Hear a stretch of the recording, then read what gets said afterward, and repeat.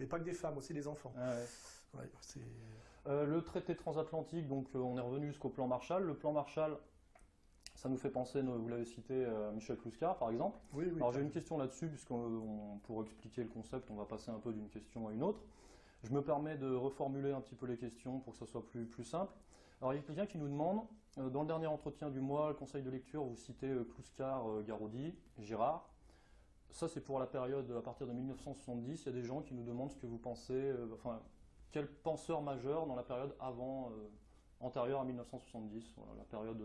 Est-ce qu'il y a des gens qui vous viennent à l'esprit Avant les années 70, dont le marqueur fort est l'effondrement de l'Union soviétique, et sur le plan économique et sur le plan de l'idéal politique, c'est ça qui change la donne. Avant, tout le contexte philosophico-politique occidental, c'est marxisme-libéralisme, communisme-libéralisme, c'est ça qui surdétermine tout.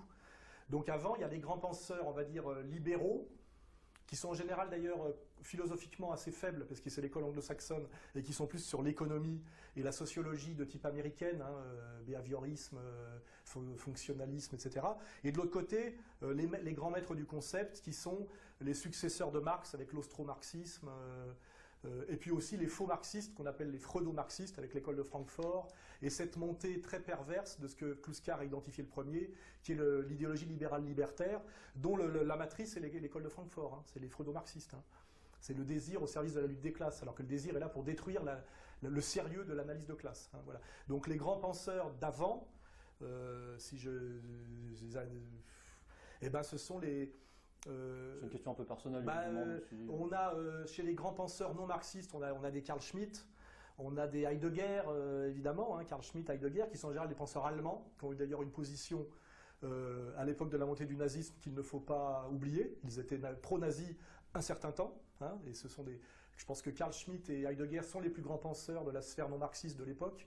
Hein. Et de l'autre côté, on a notamment Lukács, des hegeliano-marxistes de haut niveau qui essayent effectivement de ne pas sombrer dans l'effondrement du marxisme comme scolastique, comme nouvelle scolastique, hein, avec l'effondrement comment dirais-je, de la dimension historico-dialectique du marxisme, c'est-à-dire que le marxisme se sclérose en catéchisme et cesse d'être d'une pensée active. Donc après, oui, si j'ai pas préparé la question, mais regardons les grands débats des années 30, etc. Au niveau littéraire, c'est très intéressant. C'est Drieux-La Rochelle. À partir d'une même matrice et d'une même époque où on a un Éluard, un Aragon, un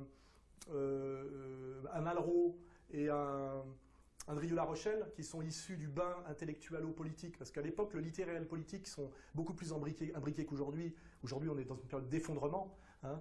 Nous avons des types qui sont des amis au lendemain de la Première Guerre mondiale, très très proches. Hein, Drieux-La Rochelle, Aragon, on va dire Malraux. Et l'un évolue très très vers le stalinisme pur et dur, hein, Aragon, donc ils font des choix politiques assez radicaux. Drieux-La Rochelle évolue toujours avec une analyse cohérente et morale très poussée. Hein. Il n'y a pas de trahison. C'est des gens qui, à travers la guerre d'Espagne, on voit un Drieux-La Rochelle aller vers le fascisme et vers la collaboration et vers Hitler. Et puis on a un Malraux, lui, qui va vers le gaullisme. Hein. Voilà. Donc, ce qu'il faut, je pense, c'est, si on veut être un peu dans le sérieux du politique et comprendre aujourd'hui ce qui sous-tend toute la politique française, je pense qu'il faut étudier, comme je l'ai dit, bien sûr, ce qui a succédé à la Révolution française, hein, la montée du socialisme, les combats entre socialisme français et socialisme mondialiste, c'est-à-dire l'école française, l'école anglo-allemande, hein, anglo-saxonne, comme par hasard, c'est très important.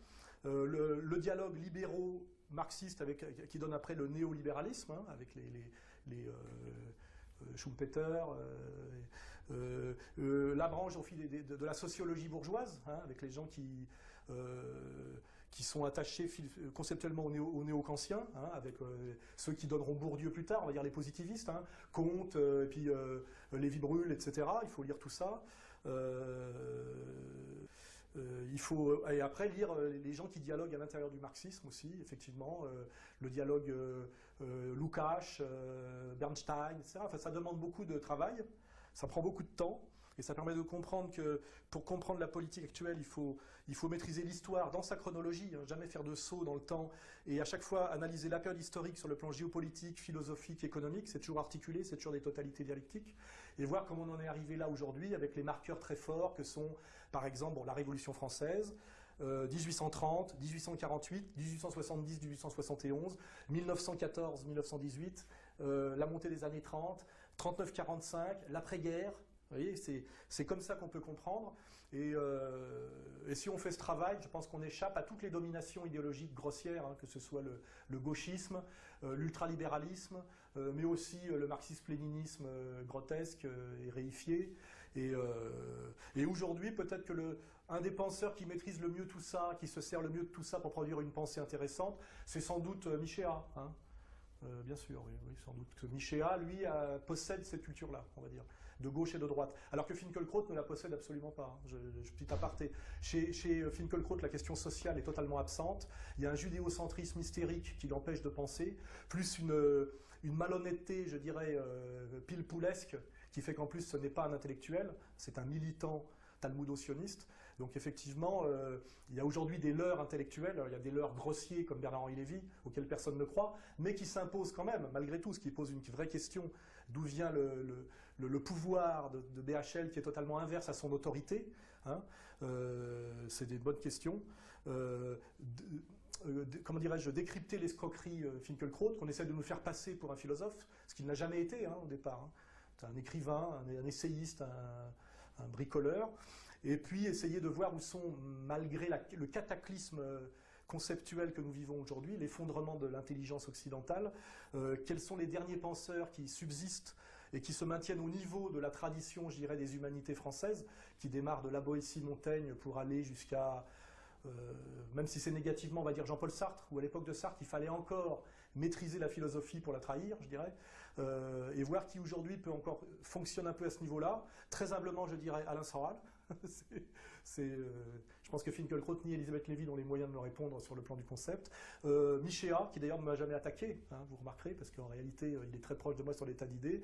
Et puis des gens qui, malgré eux, mettent le doigt sur des choses un peu sérieuses, comme un type comme Emmanuel Todd, qui n'a pas de formation philosophique sérieuse, hein, qui est un statisticien et un démographe, mais qui a une certaine maîtrise de l'économie, et qui de temps en temps met le doigt sur des contradictions violentes du système, ce qui le rapproche de notre ligne et ce qui le met d'ailleurs en danger, ce qui l'oblige à faire des petits sauts de cabri et des petites malhonnêtetés de type néo-Finkielkrautienne en parlant par exemple de hollandisme révolutionnaire, pour ne pas perdre son boulot, je rappelle, de sociologue d'État. Hein. Il faut rappeler quand même que la différence entre des gens comme moi, des gens comme Michéa et des gens comme, par exemple, comme Todd, c'est que Todd est un pur produit de la sociologie d'État, donc c'est un employé de l'État, donc il n'a aucune indépendance profonde.